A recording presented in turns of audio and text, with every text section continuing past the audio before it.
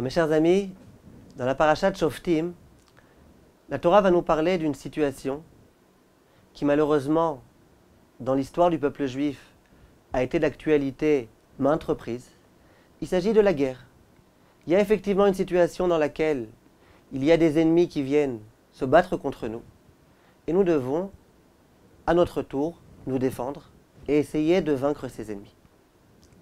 À ce moment-là, c'est donc dans la paracha, Akadosh Baruch Hu s'adresse au peuple juif et il leur dit, sachez qu'à chaque fois qu'il y aura une telle situation, bien que face à vous, vous aurez des armées aguerries, super puissantes, il ne faut pas que vous vous inquiétez. Moi, Akadosh Baruch Hu, qui vous ai sorti d'Égypte, je vous accompagne à présent et je vous aiderai, Bezrat Hashem. Ne vous inquiétez surtout pas. Continue la Torah et dit, et au moment où les soldats vont être vraiment à deux doigts de se lancer au combat, il va falloir les renforcer un petit peu, les rassurer. Le Kohen, le prêtre de ce temps-là, va prendre la parole. Imaginez un petit peu la situation pathétique. Les soldats qui sont, j'imagine, malgré tout, un petit peu angoissés, qui ont besoin d'être réconfortés, qui ont besoin d'être rassurés. Et voilà que le Kohen s'adresse à eux. Et il leur dit, je vous lis dans les mots, Vayomer Aleem, et il va leur dire, Shema Israël, entends Israël, Atem kerevim ayom la milchama lo yivechem. Bientôt là, vous allez devoir vous battre contre vos ennemis. Al yirach levavchem, al tireu, ve'al tarpezu, ve'al tartzu mipenehem. Que votre courage ne mollisse point. Soyez sans crainte, ne vous laissez ni déconcerter, ni terrifier par eux. Ki Hashem Elokechem haolech imachem leilachem lachem imo yivechem loshia etchem. Parce que Akadosh Baruch Hu est présent avec vous, et il vous aidera, et il vous sauvera. Et ensuite, il y a quelque chose d'intéressant. Je vous le lis directement, si vous le voulez, en français. Ensuite, les préposés parleront au peuple en ces termes. Si quelqu'un a bâti une maison neuve, et n'en a pas encore pris possession, qu'il parte et s'en retourne à sa maison, car il pourrait mourir dans la bataille, et un autre en prendrait possession. Donc ce soldat-là, on imagine que, étant donné qu'il a acheté une maison et qu'il n'a pas pu encore en jouir, ça serait gravissime. Il serait super angoissé à l'idée que peut-être quelqu'un d'autre viendrait inaugurer cette maison. Si quelqu'un a planté une vigne et n'en a pas encore acquis la jouissance, qu'il parte et s'en retourne chez lui, car il pourrait mourir dans la bataille, et un autre acquerrait cette jouissance. Et si quelqu'un a promis mariage à une femme et ne l'a pas encore épousée, qu'il parte et s'en retourne chez lui, car il pourrait mourir dans la bataille et un autre homme l'épouserait. Donc 3 cas dans lesquels les soldats ne doivent pas aller au combat, peuvent tout à fait rentrer à la maison. Le soldat qui a bâti, a construit une maison et ne l'a pas encore inaugurée, celui qui aurait planté une vigne et qui n'en aurait pas encore profité, et celui qui s'est fiancé mais qui n'a pas encore connu sa femme. Continue la Torah et dit la chose suivante, Veyasvu hashotrim ledaber elam.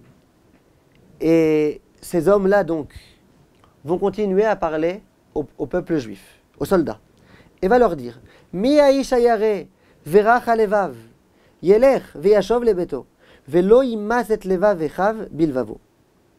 Je traduis, s'il est un homme qui ait peur et dont le cœur soit lâche, qu'il se retire et retourne chez lui, pour que le cœur de ses frères ne défaille point comme le sien. Ça veut dire quoi? La peur, l'angoisse, elles se communiquent. Si jamais l'un des soldats a peur, on préfère qu'il rentre à la maison, pour ne pas décourager tous ses amis, tous les autres soldats. Et les soldats vous raconteront combien, lorsqu'ils sont ensemble, tous pleins d'espoir, tous optimistes, ça leur donne de la force. Quand il y en a un qui commence à être pessimiste, tout le monde commence à rentrer dans une certaine zizanie, dans une angoisse terrible et terrifiante. Ils sont déjà plus sûrs d'eux-mêmes. Ils partent avec plus aucune présomption. Et c'est déjà dangereux. Donc, il y a encore plusieurs types de soldats qui vont pouvoir entrer à la maison et auxquels on ne conseillera pas de se lancer au combat. C'est les peureux. Voilà ce que la Torah nous dit. C'est qui ces peureux-là, s'interroge la Gemara. C'est qui? Quoi, c'est des peureux? Alors, c'est pas des soldats. Un soldat peureux, c'est pas un soldat. S'il est soldat, c'est qu'il est prêt à se battre. C'est que quand il voit un ennemi face à lui, il n'a pas super peur, il est capable de se battre en tous les cas. Alors, c'est qui ce peureux? Dit la Gemara, c'est celui qui a peur que Kadosh Baruch Hu ne le protège pas, parce qu'il a commis des Averot. Il sait qu'il est plein de Averot, et donc il se doute, peut-être qu'Akadosh Baruch Hu ne va pas le protéger. Peut-être qu'il ne sera plus invincible. Peut-être que cette armature-là, qui est celle des mitzvot, elle ne va pas exister, elle ne va pas être là chez lui pour le protéger. Pour avoir une petite idée, c'est quoi cette avérote gravissime-là dont il peut avoir peur? Dit la Gemara, c'est celui qui aurait parlé entre les tefilines de la main et les tefilines de la tête. Vous savez que lorsqu'on met les tefilines de la main, il ne faut pas s'interrompre jusqu'au moment où on a mis les tefilines de la tête. Une personne qui se serait interrompue, ou visiblement qui tous les jours s'interrompt. Tefilines de la main, elle papote un petit peu avec ses amis, puis elle met les tefilines de la tête. Franchement, c'est tellement grave. On n'a pas dit que c'est un homme qui a commis un adultère. On a dit finalement qu'il discute entre les tefilines de la main et les tefilines de la tête. Visiblement, il n'est pas assez conscient de la gravité de la chose. Mais c'est une raison d'avoir tellement peur. Qu'est-ce qui se cache ici? En fait, le Rav Sternbourg dit, et explique de la façon suivante. Il dit, il y a les tefilines de la main, il y a les tefilines de la tête. Les tefilines de la main, ils symbolisent l'action de l'homme. L'homme accomplit des mitzvot. Avec ses mains, il est capable d'accomplir des mitzvot, les unes après les autres. Et il y a les tefilines qui se trouvent sur la tête. La tête, c'est le siège de la réflexion, de la compréhension, de l'investissement. L'homme ne peut pas se contenter que d'accomplir des mitzvot. L'accomplissement, il est important, mais ça ne doit pas s'arrêter là. Il faut que l'esprit soit avec. Il faut que le cœur aille avec. Je ne peux pas accomplir des mitzvot et avoir ma tête ailleurs. Ma tête, il faut qu'elle soit aussi avec les mitzvot. Il y a d'autres personnes qui feraient l'inverse, qui diraient, moi, j'accomplis pas. Moi, c'est que la tête. Moi, juste, je comprends. Moi, je suis un bon juif dans ma tête. Moi, j'ai beaucoup de foi dans ma tête. Mais je ne retranscrise pas ça en actes. Ça aussi, c'est gravissime. Lorsqu'on met des tefilines, on met des tefilines sur la main. Pourquoi? Pour bien montrer que l'acte est important. Akadosh Baruch Hu, ça l'intéresse. Akadosh Baruch Hu, il veut que j'accomplisse les mitzvot. Avec mes mains, avec mes pieds, avec mon corps, avec ma voix, avec mes yeux, avec ma bouche. Mais il veut aussi autre chose. C'est que mon esprit soit avec. Que je comprenne ce que j'accomplis. Que j'accomplisse avec mon cœur. Que j'accomplisse pas simplement en accomplissant. Mais que j'essaye de comprendre ce que je fais. Que je sois conscient de la grandeur de ce que je fais. Ça, c'est extrêmement important. Dit le Rav Sternbourg, lorsqu'on dit qu'il y a une personne qui s'interrompt entre les tefilines de la main et les tefilines de la tête, c'est que cette personne-là, elle marque une dichotomie entre l'action et la compréhension des choses. C'est-à-dire que c'est pour cette personne-là, c'est pas très important d'accomplir en comprenant ce qu'on fait. Pour cette personne-là, allez, on accomplit, c'est pas grave, on a accompli, ça va, j'ai fait. C'est vrai que je pensais à autre chose, c'est vrai que je l'ai fait dans mon intérêt, c'est vrai que je l'ai fait en pensant qu'à moi, mais j'ai fait. Ça, c'est assez grave. On aurait pu dire, mais pourquoi c'est grave? Il a accompli. Non, mais il n'accomplit pas comme il devrait. Il devrait accomplir dans un but précis, celui de se rapprocher d'Hachem, celui de tisser une relation avec Hachem. Lui, visiblement, les actes, pour lui, c'est que des actes. Et donc, il comprend que son comportement, il n'est pas suffisamment bon. Et donc, il est un petit peu inquiet. C'est pas que simplement une fois, il a discuté entre les films de la main et les films de la tête, c'est pas ça. C'est que cet homme-là, par théorie, pour lui, on peut marquer une différence entre la main et la tête. On peut avoir la tête quelque part et la main ailleurs. Ça, c'est pas vrai.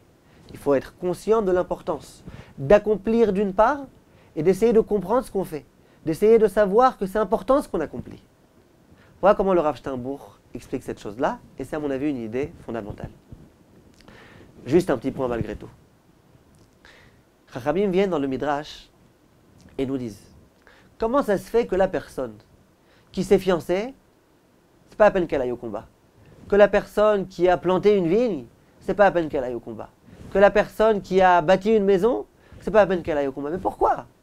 Ah d'accord, elle a bâti une maison. Et si jamais elle meurt? La vérité, cette personne ne veut pas mourir de peur qu'elle meure, elle ne veut pas mourir de peur qu'une autre personne vienne et habite cette maison. Franchement, mourir c'est la chose la plus grave, c'est la chose qu'on appréhende le plus. Si vous demandez à ce soldat il dit je ne veux pas mourir pour ne pas mourir. Et puis si je meurs après, ça change quoi? Si c'est un tel qui vient, un tel, ça change quoi? En fait, le Midrash nous dit, non, ces personnes-là, ce n'était pas nécessaire de les dispenser de la guerre. c'était pas nécessaire. C'était un petit peu nécessaire malgré tout, parce qu'on rentre dans leur psychologie, que c'est très difficile pour ces personnes-là qui se sont investies tellement dans la construction d'une maison, dans la plantation d'une vigne, et de voir finalement que peut-être que tous ces efforts iront en vain. C'est vrai, mais ce n'est pas ça la raison principale, dit le Midrash. La raison principale, c'est qu'il y a des personnes qui doivent effectivement ne pas aller au combat. C'est qui ces personnes-là? C'est les personnes qui ont peur. Parce que la peur, elle est dangereuse. La peur, elle va être communiquée aux autres et finalement, on risque d'assister à une défaite. Donc les personnes qui ont peur, elles, il ne faut pas qu'elles aillent au combat, il faut qu'elles rentrent à la maison. Et c'est qui les personnes qui ont peur? C'est les personnes qui ont commis des fautes. Maintenant, imaginez que le Cohen vienne et qu'il dise tout le monde doit aller au combat, sauf les personnes qui ont peur. Et immédiatement, vous voyez des personnes qui rentrent à la maison. Tout le monde va se dire ah, ces personnes, elles rentrent à la maison parce qu'elles ont commis des fautes. Et ces personnes, elles vont avoir extrêmement honte. Extrêmement honte. Et nous, on ne veut pas leur occasionner cette honte. C'est la raison pour laquelle, dit le Midrash, c'est très fort. Il y a tout type de personnes qui n'auront pas besoin d'aller au combat. Celui qui a construit une maison, celui qui a planté une vigne. Comme ça, lorsqu'on voit une personne, à ce moment-là, faire volte-face et rentrer à la maison, quitter ses amis les soldats et rentrer à la maison, on ne se dira pas celui-là il a fauté.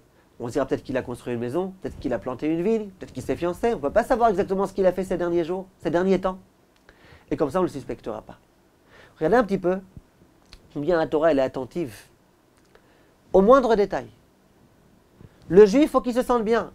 Ah, mais s'il a parlé entre Tfilin de la main et Tfilin de la tête, c'est son problème, il n'est qu'un pas parler. Peut-être c'est son problème. Mais nous, on ne doit pas lui faire honte. Nous, on doit aménager sa honte. Et regardez combien c'est fort. On ne parle pas ici d'un homme qui a commis une avéra gravissime. On parle d'un homme qui a commis un petit quelque chose.